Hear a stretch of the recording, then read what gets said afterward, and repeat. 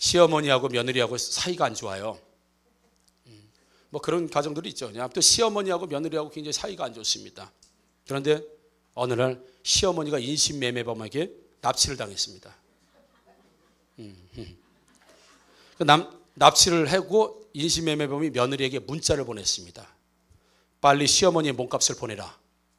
만약 입금하지 않을 때는 시어머니를 다시 돌려보내겠다.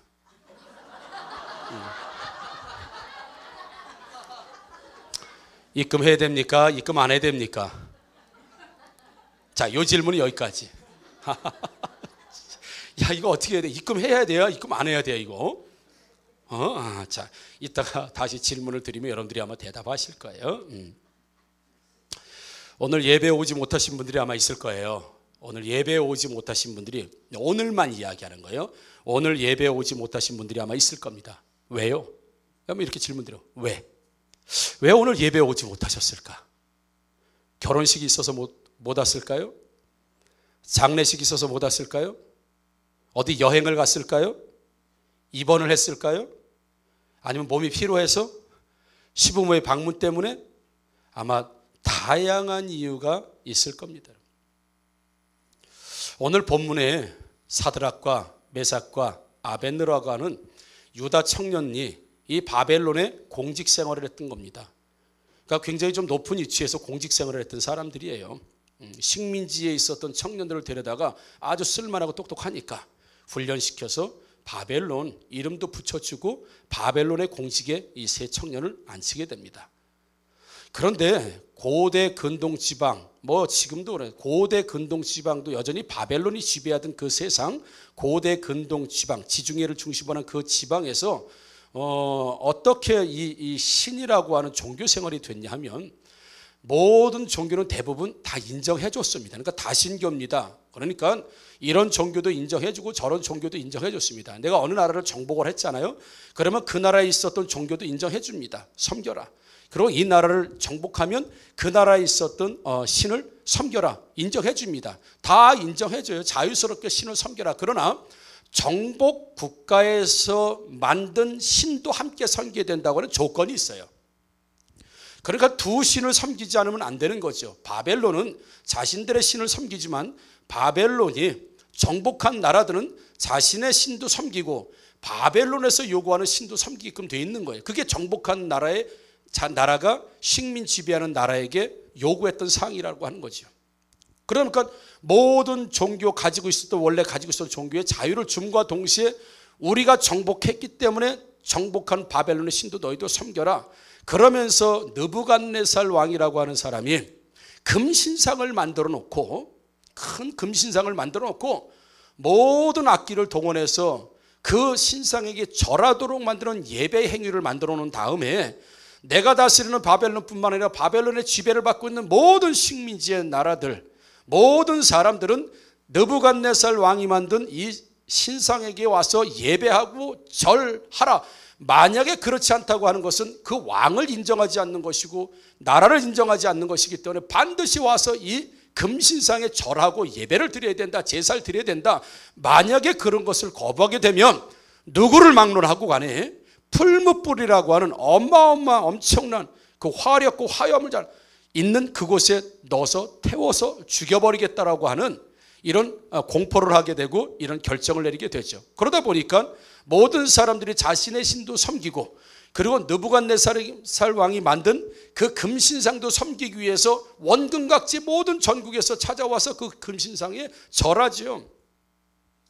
그런데 하나 문제가 또 발생하게 됩니다. 왜냐하면 누군가가 이 느부갓네살 왕에게 고자질을 합니다.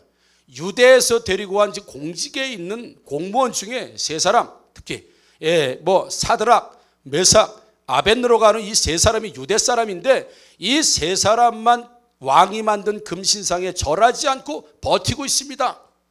이렇게 이제 왕에게 이제 고자질이라고 할까요? 이제 일러 바치게 되는 거죠. 그러다 보니까 느부갓네살 왕이 보통 화가 많이 나는 게 아니었다고 지금 말씀하고 있습니다. 그러면서 느부갓네살 왕이 사드락과 메삭과 아벳느고가 하는 유대 3명의 청년을 궁으로 불러들이게 되죠. 그러면서 14절에 이렇게 이야기합니다. 느부갓네살이 그들에게 물어 이르되 사드락 메삭 아벳느고야 너희가 내 신을 섬기지 아니하면 내가 세운 그 금신상에 절하지 아니한다 하니 사실이냐? 이제라도 너희가 준비하였다가 나팔과 피리와 수금과 사면금과 양금과 생황과 및 모든 악기 소리를 들을 때 내가 만든 신상 앞에 엎드려 절하면 좋거니와 너희가 만일 절하지 아니하면 즉시 너희를 맹렬히 타는 풀무불 가운데 던져 넣을 것이니 능히 너희를 내 손에서 건져낼 신이 누구이겠느냐라고 하면서 이 사드락과 메삭과 아벳느고를 나름 이 느부갓네살 왕이 아끼는 사람들이었습니다. 총애하는 사람들이었어요. 그런데 법 자체가 그런데 어떡할 거예요? 누구든지 이 금신상에 절하지 않으면 죽이기로 결정되어 있는 일종의 국법처럼 되어 있는 거기 때문에 누구도 예외가 될 수 없는 상황이다 보니까 너희가 그 금신상에 절하지 않았다는 얘기를 들었는데 이제라도 내가 다시 기회를 줄 테니까 이제라도 다시 금신상에 절한다고 약속을 하고 그 금신상에 절할 것을 이 느부갓네살 왕은 그들에게 권유하는 모습을 보게 됩니다. 그러니까 이 세 사람이 이렇게 대답하죠. 17절 보면 이렇게 왕이여 우리가 섬기는 하나님이 계시다면 우리를 맹렬히 타는 풀무불 가운데 능히 건져내시겠고 왕의 손에서도 건져내시리이다. 아멘. 그렇게 인생의 기회를 주고 생명의 기회를 주고 다시 마음을 돌이켜서 내가 만든 금신상에 절하면 너희들을 죽이지 않겠다, 풀무불에 넣지 않겠다라고 그들에게 권유하고 기회를 줄 때 그들의 대답이 왕이여 우리가 섬기는 하나님이 반드시 계실진데 우리를 맹렬히 타는 풀무불 가운데서 그가 우리를 능히 건져내시겠고 왕의 손에서도 건져내실 줄 믿습니다. 이렇게 지금 말한 거예요. 여러분 이것이 믿음 아니겠습니까? 이것이 하나님을 절대적으로 풀무불 앞에서도 이런 고백을 할 수 있는 것, 이것이 절대적인 신뢰 아니겠습니까? 그런데 18절 가서 보면 이렇게 말합니다. 그렇게 아니하실지라도 이렇게 얘기해요. 17절과 18절은 문맥상 어울리지가 않습니다. 하나님께서는 반드시 살아계신 하나님이시기 때문에 왕의 풀무불에 우리를 집어넣는다 하더라도 반드시 나의 하나님은 풀무불에서 우리를 구원하실 것을 믿습니다 라고 하는 선포와 고백이 있으면 그럼 되는 거 아니에요? 그러면 되는 거 아니겠습니까? 그런데 18절에 가서는 그렇게 아니하실지라도 전혀 다른 상황의 이야기를 지금 하는 모습을 보게 되죠. 하나님을 여러분 절대적으로 신뢰하고 믿는다면 어떻게 그분이 그렇게 하지 않을 것을 인정할 수 있는가? 자, 이해가 되셔요 여러분? 안 되시나 보다. 몇 분 안 해요. 12분만 되면. 내가 하나님을 절대적으로 신뢰하고 있어요. 풀무불에서 나를 건져주실 하나님이다. 풀무불에서 나를 살려주신 하나님이라고 하는 절대적 믿음과 신뢰가 있어요. 그러면 되는 거 아니에요? 그럼 믿는 대로 될지어다 라고 하면서 하나님께서 해주시면 되는 거예요. 우리가 이제 믿음이고 신뢰인데, 그런데 그렇게 안 되는 것까지도 지금 인정하고 있다는, 여러분 이 신앙의 모습을 보면서 팀 켈러 목사님은 고통에 답하다는 책에 이렇게 얘기합니다. 왜 이 세 젊은이가 그렇게 대답했는가? 세 젊은이가 신뢰한 건 하나님일 뿐 그분이 행하실 일들에 대한 그들 자신의 제한된 이해가 아니었다. 이렇게 얘기해요. 그게 무슨 얘기냐면, 쉽게 얘기하면 이들은 하나님을 믿고 있었던 것이지 하나님이 하실 일을 믿고 있었던 게 아니다, 이런 얘기입니다. 우리가 하나님을 믿는다고 할 때 우리는 그분이 하실 일을 믿어요. 하나님, 내가 하나님을 믿으면 내 자녀가 이렇게 될 줄 믿습니다 라고 하는, 정말 하나님이라고 하는 존재 자체 하나님을 믿어야 하는데, 우리 믿음의 대부분은 뭘 믿냐면 하나님이 하실 일을 믿습니다라고 하는 일을 믿는다는 거예요. 그런데 다니엘과 세 친구는 어떻게 해요? 우리는 그 일도 믿지만 그렇게 안 되는 일도 믿습니다. 왜냐하면 우리의 존재, 하나님 존재 자체를 나는 믿는 것이지, 그분이 맹렬히 타는 불에서 건져주실 줄은 확신한다, 난 그것도 믿는다, 그러나 다 죽어도 나는 하나님을 믿는다 라고 하는 신앙의 고백이 이 다니엘과 세 친구의 고백이라고 하면, 우리가 믿는 하나님에 대한 고백과 신뢰하고 얼마나 많이 다릅니까? 우리는 하나님, 우리가 부자 될 줄 믿습니다라고, 하나님이 나를 부자 만들어줄 그 일을 믿어요. 우리는 그 일을 믿는다고요. 병을 치료해 주실 줄 믿습니다라고 하는 그 병 치료하실 일을 믿는다고 우리는 그걸 믿음이다 이렇게 얘기해요. 사실 믿음이 없으면 어떻게 그걸 믿겠습니까? 어떻게 그렇게 행할 수 있겠냐고요. 선포할 수 있겠냐고요. 그런데 이 다니엘과 세 친구, 이 친구들의 믿음과 비교하면 이들은 그냥 하나님 자체를 믿는, 하나님 자체를 믿은 거야, 하나님 자체. 그런데 우리는 하나님이 하실 일을 믿어요. 그러다 보니까 좋은 일이 생기면 할렐루야 하다가 나쁜 일이 생기면 떠나는 거. 왜요? 일을 바란 거지 하나님을 바란 게 아니기 때문에. 엄밀히 말하면 이 다니엘과 친구들의 믿음으로 보게 되면 어쩌면 우리가 진짜 믿음이다, 신뢰라고 하는 그것들이 정말 하나님 존재 자체를 믿는 것인가, 그분이 할 일을 믿는 거니. 만약에 일을 믿는다고 하면 이건 기복주의 신앙이고요. 어쩌면 이 친구들의 믿음과 비교하면 우리는 믿음과 신뢰가 아닐 수도 있다는 거예요. 그래서 이 다니엘과 친구들은요, 내가 하나님께서 나를 풀무불에서 건져내시고 살릴 걸 나는 틀림없이 믿는다. 그러나 다 죽어도 그분이 하신 일이기 때문에 나는 그분을 믿는다. 여러분, 이런 신앙을 가지시기를 주님의 이름으로 축복합니다. 제가 아는 오래된 일이에요. 오래된 일이에요. 제가 아는 분이 군에 갔습니다. 군에 갔는데 실수로 총이 오발사고가 났습니다. 장난을 치다 오발사고가 났어요. 그래서 죽었단 말입니다. 병사가 죽었어요. 그 자리에 총에 맞아서. 원한이 아니라 오발사고예요. 장난을 하다가 총알이 발사돼 가지고 죽었어요. 야, 이거 얼마나 큰 일입니까? 그러나 당연히 군대 영창을 갔지요. 살인을 했으니까. 그런데 나중에 그 일이 영창에 가서 한두 달 있다 이 사람이 풀려났습니다.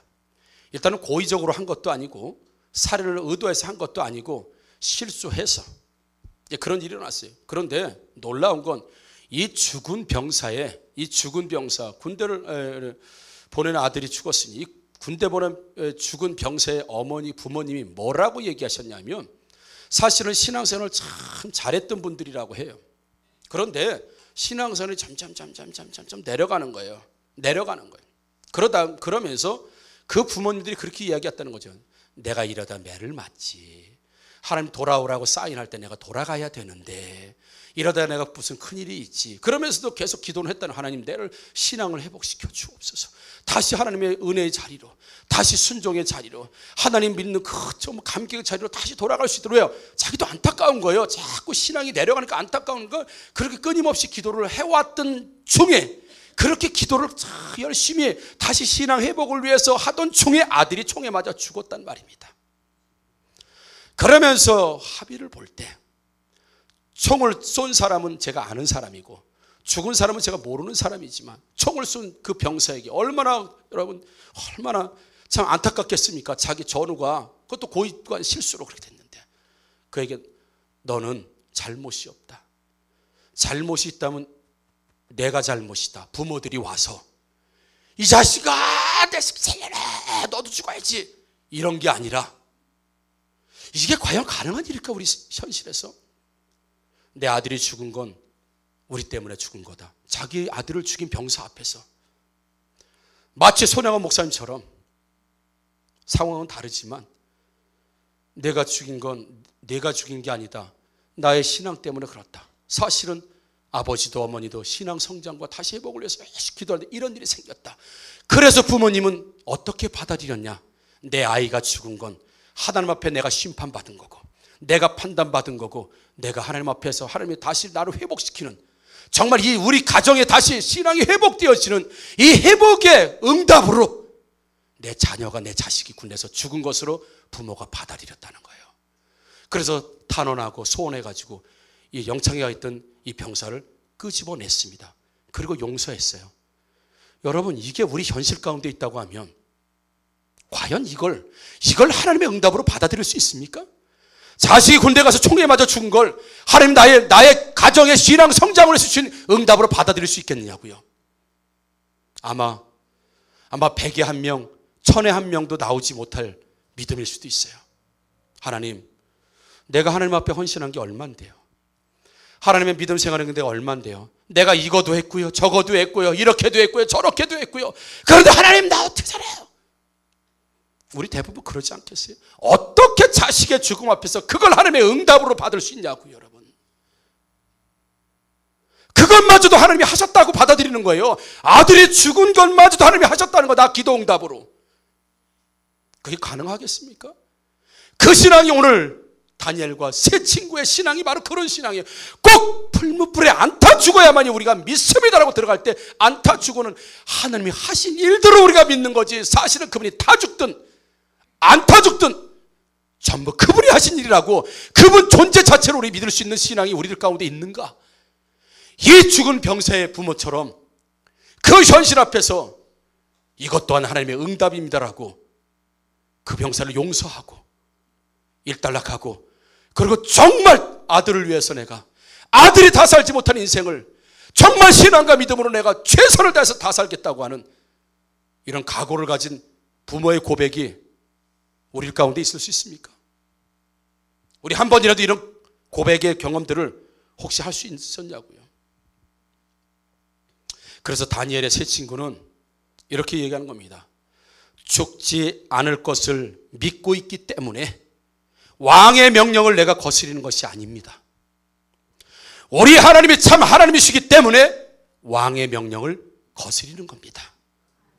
이 고백이에요, 여러분. 그분의 신앙에 위배되기 때문에 나는 왕의 명령을 거스리는 거지, 나는 살아날 것을 믿기 때문에 왕의 명령을 거스리는 게 아닙니다라고 하는 이 고백을 통해서 보게 되면, 우리가 찬송가 441장 이런 내용이 있습니다. 은혜 구한 내게 은혜의 주님, 은사 원한 내게 은사의 주님, 신유 구한 내게 신유의 주님. 1절이 이거예요. 바꿔서 불러볼까요? 돈을 구한 내게 재물의 주님, 건강 구한 내게 건강의 주님, 부흥 구한 내게 부흥의 주님. 이렇게 바꿔 불러도 손색이 없지 않겠어요? 우리가 믿는 주님을 우리는 이렇게 바꿔 불러요. 이렇게 내가 부흥을 믿습니다, 부흥 주시기를 믿습니다라고 하기 때문에 나에게 부흥의 주님으로만 믿는데, 주님을 믿는 게 아니라 부흥에 대한 일을 믿는 거라는 거예요. 그런데 여러분, 그 찬송가 2절부터는 이렇게 찬송하고 있습니다. 말씀 위에 서서 내 뜻 버리고 감정을 버리고 말씀에 서니 불완전한 믿음 완전해지고 내가 이제부터 주만 붙드네. 아멘을 했으니까 에브리바디 3절도 해보겠습니다.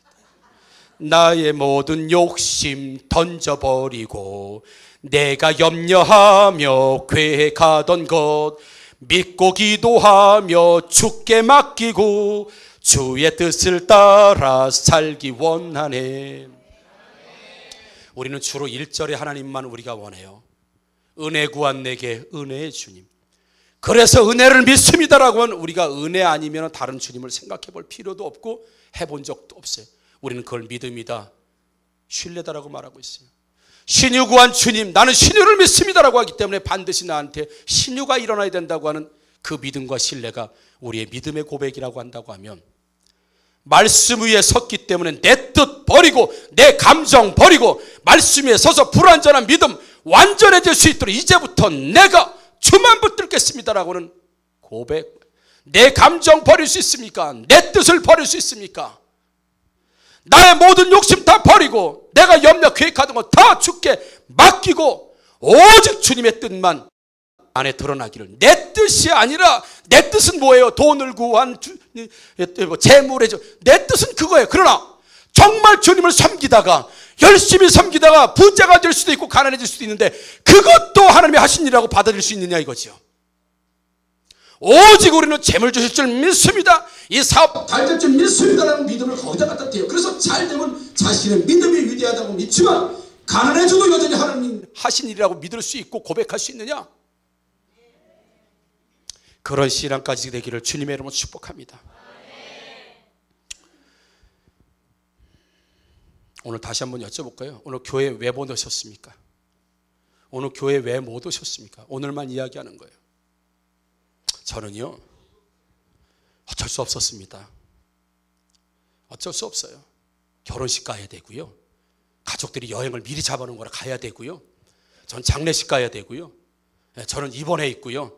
병문안 가야 되고요. 시부모니 왔기 때문에 그렇고요. 피곤하기 때문에 그렇고 등등 이유가 많습니다. 사실 목회자로서 딜레마가 있습니다. 이런 이야기를 들으면 장례식에 갔다는데 제가 장례식 가지 마십시오 얘기하기 어렵습니다. 결혼식에 갔다는데 중요한 일이잖아요. 제가 가지 말라고 얘기를 할 수가 없습니다. 병원에 입원했다 그랬는데 휠체어 타고 그래도 나오라고 말할 수가 없습니다. 그렇군요. 이해합니다. 그럴 수 있겠죠. 그러나 돌아서면 나도 그렇지만 씁쓸합니다. 다 그렇게 얘기하죠. 제가 피치 못할 상황이 생겨서요. 제가 피치 못할 상황이 생겨서. 여러분 질문합니다. 피치 못할 일이 내 일 가운데 있어야 됩니까? 피치 못할 일이 하나님의 일이 되어야 됩니까? 그 질문 여러분들 드리는 거예요. 어쩔 수 없는 이유, 피치 못할 이유, 가장 최극상 위에 있는 이유, 어떤 행동을 결정할 그 이유가 나로부터 나와야 되는 이유인가? 아니면 하나님을 믿는 신앙 안에서 나오는 이유인가? 다니엘과 그 친구들은 피치 못할 왕에게 절할 수 없습니다. 나는 피치 못할 상황이 있습니다. 나는 금신상에 절하지 못할 피치 못할 상황이 있습니다. 그게 뭐냐?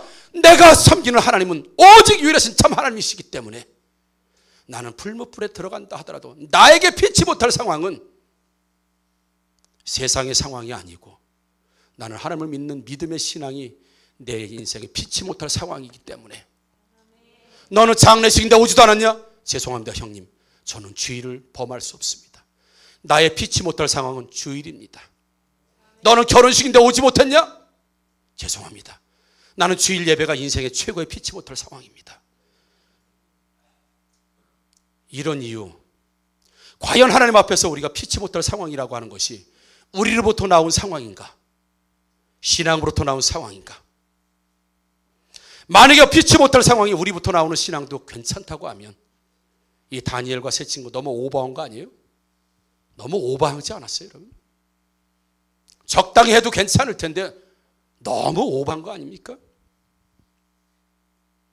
그리 아니하실지라도 하나님만이 참 하나님이십니다라고 선택하면서 풀무불에 들어가서 타 죽어도 안 타 죽어도 나의 피치 못할 상황은, 내가 최종적으로 결정을 내려야 될 최종적 피치 못할 상황은 신앙과 믿음이기 때문에 나는 금신상에 절할 수 없고 당신 왕 앞에 절할 수 없습니다. 그가 결정하도록 한 상황은 피치 못할 상황이 결혼식, 장례식, 입원, 여행, 시부모 이런 게 아니라 신앙이 피치 못할 상황이 됐다고 하는 걸 보게 되면 하나님도 지금 교회 안에 누구를, 어떤 신앙을 우리에게 원할까? 어떤 믿음을 원할까? 과연 신앙과 믿음과 하나님께 예배와 하나님 앞에 나가는 것보다 더 피치 못할 상황이 우리들 생각 가운데 무엇이 있어야 될까 말이죠.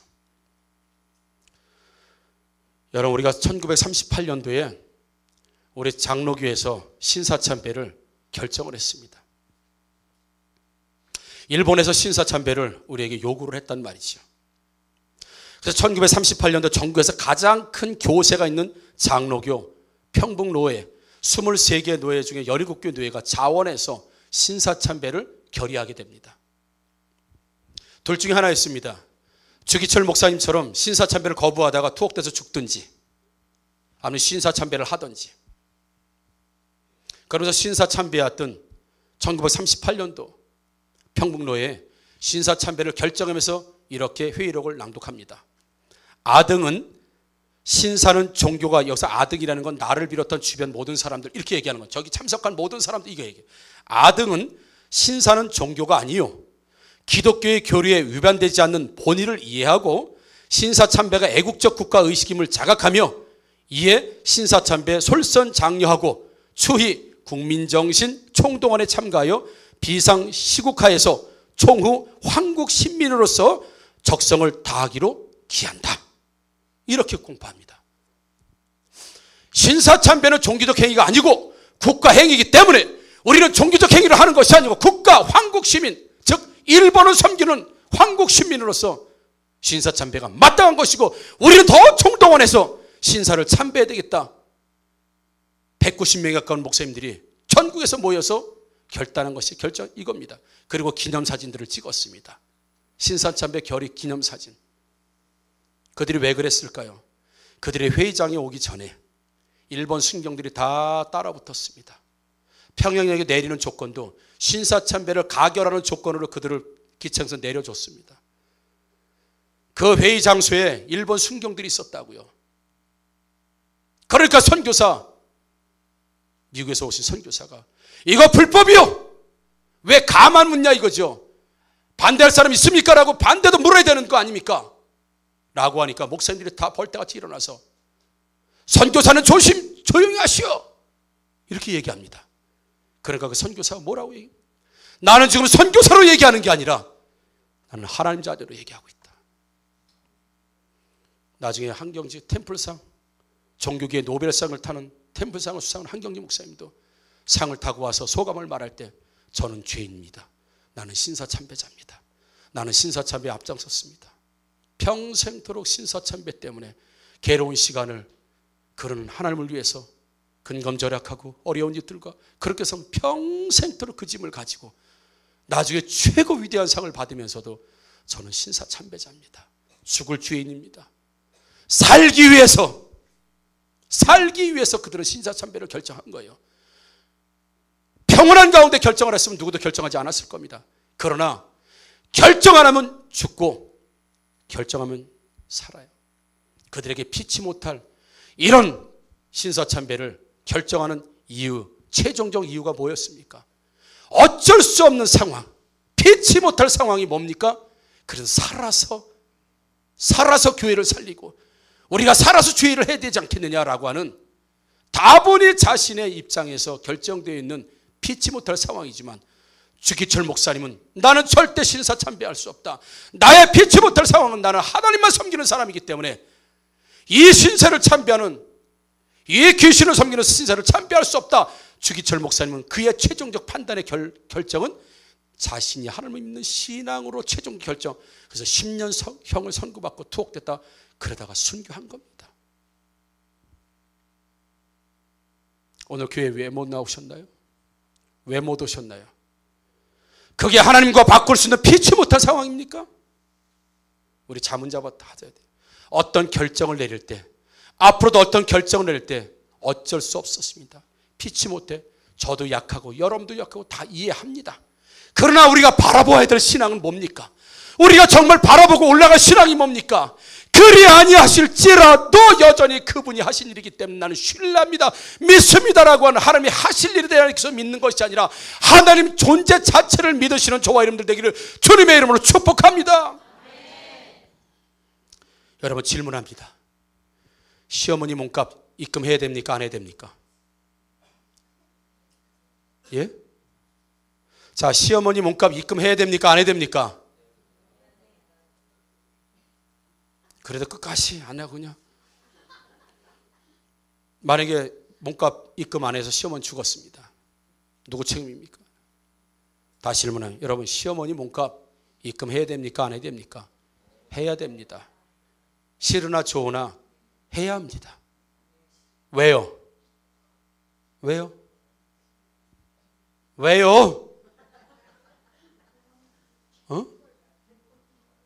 어머니니까. 이유는 그거 하나뿐 더 있어요? 잘해줘서? 잘해줘서요? 재산이 있어요? 가장 근본적 이유는 내 어머니니까 입금하는 거예요. 내 어머니니까. 그 어머니가 나한테 한 일에 대해서 평가해서 입금할 것인지 말 것인지를 결정하는 게 아니라 이게 사람 도리가 아닙니다.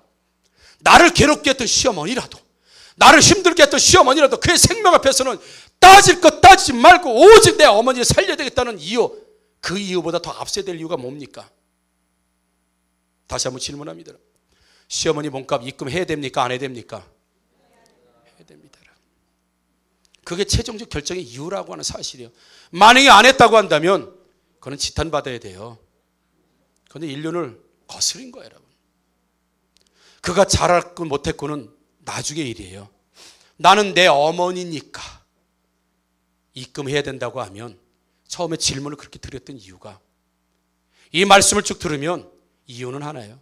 어머니니까 입금하듯이 여러분들이 인생의 모든 결정, 왜 그 결정을 해야 합니까?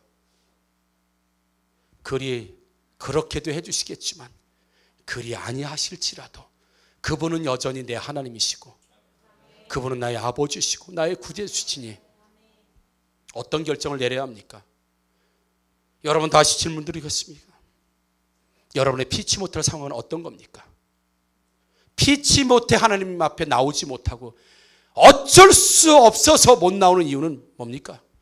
예배드리지 못하고 하나님 앞에 충성하지 못하고 그 이유가 뭡니까? 어쩔 수 없다고 말하는 그 이유. 어떤 사람은 내 자신에게서 그 이유를 찾고 어떤 사람은 하나님에게서 그 이유를 찾습니다.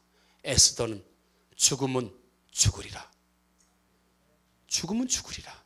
살 수도 있고 죽을 수도 있다. 그러나 나는 그분을 신뢰하니 죽든지 살든지 그분에게 맡기고 나는 신앙을 선택하고 순종을 선택하겠다는 에스더의 신앙. 다시 한번 우리의 최종적 결정은 어디서부터 나옵니까? 정말 어쩔 수 없었어요라고는 어쩔 수 없는 상황이 신앙입니까? 믿음입니까? 나의 유익이고 내 형편입니까? 이게 다니엘의 세 친구가 우리에게 주는 메시지예요. 메시지 여러분. 우리 다 같이 일어나서 찬양하도록 하겠습니다.